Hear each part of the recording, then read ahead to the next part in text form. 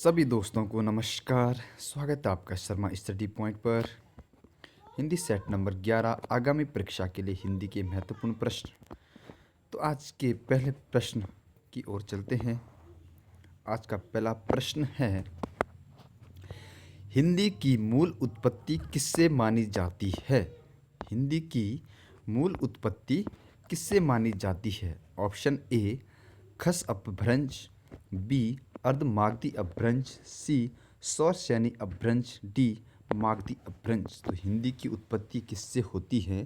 तो आपका right answer हो जाएगा ऑप्शन सी। आपका राइट आंसर हो जाएगा सौरसैनी अपभ्रंश आपका सही आंसर हो जाएगा।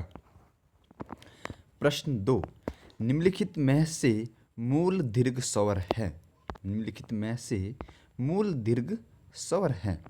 ऑप्शन ए ओ ई उ री, बी में है आ ई उ, सी में है यो रो लो वो, डी में है ए आई ओ औ। तो मूल दीर्घ स्वर बी आपका राइट आंसर हो जाएगा। ओ ई उ, आ ई उ, बी आपका सही आंसर हो जाएगा। प्रश्न 3, निम्नलिखित में से यौगिक शब्द है? ऑप्शन ए पुस्तकालय, बी पंकज, सी आज, डी दशानन। तो आपका यौगिक शब्द आपका हो जाएगा ऑप्शन ए। आपका राइट आंसर पुस्तकालय आपका यौगिक शब्द हो जाएगा। प्रश्न 4, निम्नलिखित में से किस शब्द में उपसर्ग और प्रत्यय का एक साथ प्रयोग किया गया है? ऑप्शन ए भारतीयता, बी हिस्सेदार, डी कृपालुता, सी डी में है अभिमानी। तो आपका किस शब्द में उपसर्ग और प्रत्यय का एक साथ प्रयोग किया गया है? तो आपका डी आपका राइट आंसर हो जाएगा अभि प्लस आनी। अभि उपसर्ग, आनी प्रत्यय। प्रश्न 5, निम्नलिखित में से जातिवाचक संज्ञा का रूप नहीं है? जातिवाचक संज्ञा का रूप नहीं है। ऑप्शन ए पाकिस्तान, बी राज्यपाल, सी वकील, डी पर्वत। तो जातिवाचक कौन सा नहीं है? तो राइट आंसर आपका ए आपका राइट आंसर हो जाएगा पाकिस्तान आपका व्यक्तिवाचक हो जाएगा। प्रश्न 6, सीता कुत्ते से डरती हैं, निम्न में से कौन सा कारक होगा? सीता कुत्ते से डरती हैं।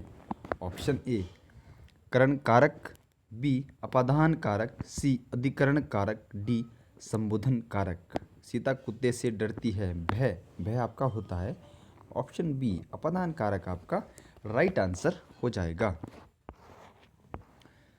प्रश्न 7 में है, जिसने परिश्रम किया वह सफल हुआ, वाक्य में कौन सा सर्वनाम होगा? जिसने परिश्रम किया वह सफल हुआ। ऑप्शन ए पुरुषवाचक सर्वनाम, बी निश्चयवाचक सर्वनाम, सी संबंधवाचक सर्वनाम, डी निजवाचक सर्वनाम। तो आपका सही आंसर हो जाएगा ऑप्शन सी आपका राइट आंसर हो जाएगा। संबंधवाचक सर्वनाम आपका सही आंसर हो जाएगा। प्रश्न 8, सीता सुंदर है, वाक्य में सीता है। ऑप्शन ए सर्वनाम, बी विशेषण, सी परविशेषण, डी विशेष्य। सीता सुंदर है, तो आपका सही आंसर डी हो जाएगा विशेष्य। सीता आपका विशेष्य हो जाएगा, इस पे सुंदर आपका विशेषण हो जाएगा। प्रश्न 9, निम्नलिखित में से महादेवी वर्मा की रचना नहीं है? ऑप्शन ए मैं हार गई, बी पथ के साथी, सी मेरा परिवार, डी स्मृति की रेखाएं। महादेवी वर्मा की रचना नहीं है। ऑप्शन ए आपका राइट आंसर हो जाएगा मैं हार गई। मैं हार गई आपकी मन्नू भंडारी की रचना हो जाएगी। प्रश्न 10, समाचार लेखन की सबसे प्रचलित, प्रभावी और लोकप्रिय शैली है? ऑप्शन ए सूचनात्मक शैली, बी उल्टा पिरामिड शैली, सी वस्तुनिष्ठ शैली, डी वर्णनात्मक शैली।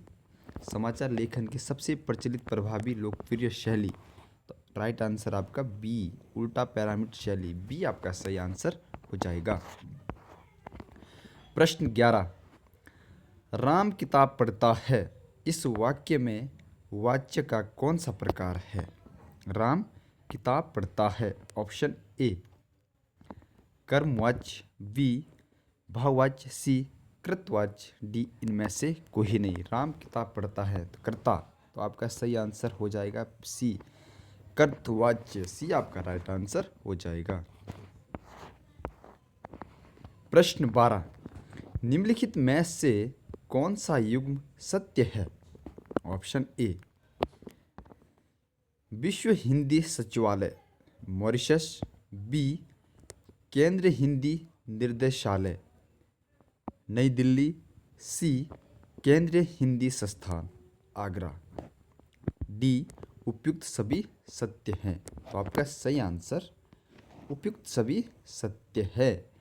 विश्व हिंदी सचिवालय मॉरिशस, केंद्र हिंदी निर्देशालय नई दिल्ली, केंद्र हिंदी संस्थान आगरा, तो सभी आपका सत्य हो जाएगा। प्रश्न 13 में है, जो व्यक्ति बुद्धिमान होता है दुनिया उसका सम्मान करती है। निम्न में से कौन सा उपवाक्य होगा?